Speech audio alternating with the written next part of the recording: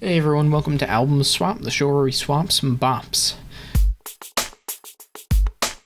This week on Album Swap, I recommended Joe Auxuman Volume 1 by Auxuman. Okay, so Auxuman is an AI supergroup, essentially. Basically, all of the AIs, they literally create the music, and then the man behind the project, Ash Kusha, he mixes and puts the finishing touches on the project, which is pretty interesting. This is maybe the most unique album we've ever had on Album Swap, or even just talked about. This is definitely a new territory for, not just, us, but also music in general. I have to say, after listening to this, I don't think there's gonna be a robot takeover of music for a while, because while I think this is a very interesting project, I also think it sucks. I think this project is legitimately terrible. There's a couple tracks that I think are okay at best. The biggest problem with this album are all the vocals are very clearly synthesized, and they sound like shit. There's one or two tracks where the vocals barely fit onto the record, and every track I think could be improved by removing them. They're awkward, they don't fit, there's no personality to them. There's a lot of these tracks where I think the beats are actually alright, and I think if the vocalist, I don't know, they're AI, do they count as vocalists? Basically there's a lot of tracks where if the vocals were done by a performer who has a lot of personality or charisma, I think these tracks could be very good, but they aren't.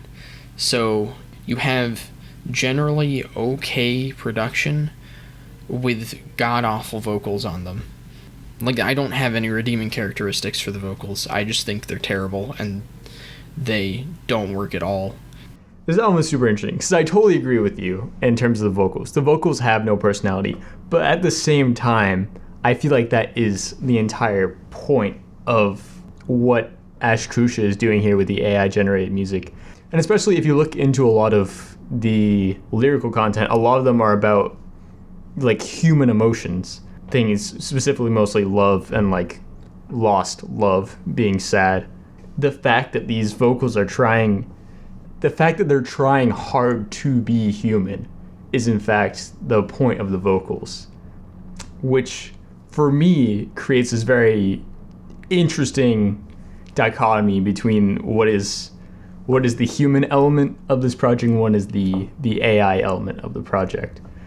But yeah, I definitely think that the vocals being like that are on purpose, and if you're not a fan of them, totally understandable. I guess the problem for me is that the vocals on their own wouldn't be awful if it was paired with production that complemented said vocals, but it's not. It's just placed with very basic, kind of boring trap-inspired beats. Nothing about it complements or works with the vocals in a way that amplifies them or makes them interesting. There's songs, again, where the vocals kind of become almost one with the beat, and those songs are the best because it makes the vocals feel like they have a place on the track. But the opener one, literally it's just a beat, and then they just place the AI vocals on top. There's nothing works between the two. And if anything, that's the thing that they need to improve the most, is figuring out how to get the AI to do a better job of working with the beat. I don't have much more to say on this project. I think it just really doesn't work yet. This is something that I think needs way, way, way more time, and I think it will be decades probably before anything like this even approaches the quality of a human artist. I totally understand what you're saying. For me, the reason why I personally am drawn to this project is the fact that it is so definitely not completely human. That right now I'd say is what AI music has going for it. And there are some albums we've seen in the past, Farrah Abraham album that came out back in 2010, where there's just something wrong about it, and that is what is so intriguing. And I think there's elements of that here. This week for album swap, I recommended Brendan the album Royal Blood by Royal Blood. Yeah, I'm reviewing Royal Blood's self-titled album. This is the duo's debut album. Came out in 2014. It's an alternative rock and blues rock record. Royal Blood is two guys, bassist vocalist Mike Kerr and drummer percussionist Ben Thatcher. Their uniqueness is that they use the bass instead of a guitar as their duo, but they use effects to make the bass sound like a guitar. For the most part, it just sounds like a guitar though, and I don't really understand the point of that setup. Their composition sort of centers around the bass and the bass riffs throughout this album. And this album definitely has some pretty catchy songs. Mostly a lot of the singles off the record were pretty good. There's some pretty cool riffs, catchy choruses, especially on the lead single, Out of the Black, I think is a very good example of this. Also the opener to the album. You're having a hard time describing them. I'm trying to not say that they just sound like the White Stripes, because that's in the negatives, and I'm trying not to get to the negatives. I don't think they sound like the White Stripes, but there are some songs here. Figure It Out, especially, just sounds like a Jack White song. Really? Okay. Even with especially with the delivery on the chorus. Maybe this is just because I actively don't like the White Stripes. So there are times here where their blues rock inspired alternative sound just reminds me of bands from the 2000s that started doing that, and it's just like, I've heard this before, and you didn't take it and really do anything terribly new with it. There's some songs here that I'm like, yeah, this is fun, this is catchy. Like I said, Out of the Black, I think Little Monster, 10 Ton Skeleton, other good examples of that, where it's like, yeah, this is a pretty fun song here, but for the most part, this doesn't really bring anything new to the table, in my opinion. They needed something else to their sound, and they just don't have that, I feel. Or they needed to try and venture into new avenues.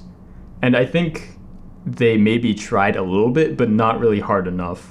I honestly think Royal Blood could make some really interesting music, but for me, they just haven't, especially not on this record.